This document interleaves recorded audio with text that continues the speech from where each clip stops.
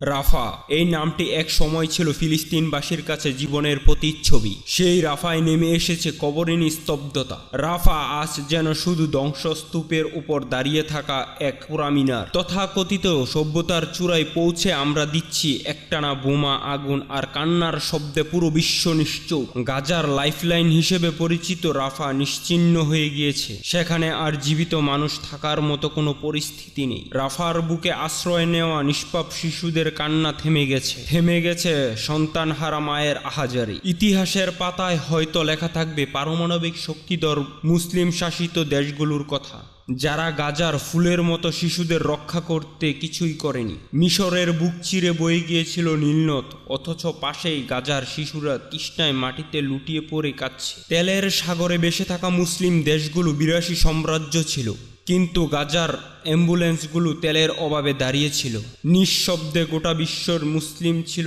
কয়েক ঘন্টা পরেই গাজা মুছে যাবে। আপনি হয়তো আমাদের কেবল জান্নাতে দেখতে পাবেন। আমাদের সংবাদ আপনাকে আর বিরক্ত করবে না। আমরা সবাই হয়তো শহীদ হয়ে যাব, তোমরা স্বাভাবিক জীবনে ফিরে যাবে, কিন্তু জেনে রাখো আমরা তোমাদের ক্ষমা করব না। অল্প সময়ের মধ্যে গাজা নিঃশব্দে মিলিয়ে যাবে দুনিয়ার মানচিত্র থেকে। এক একটি করে আলো নিভে যাচ্ছে, এক একটি করে নিঃশ্বাস থেমে যাচ্ছে।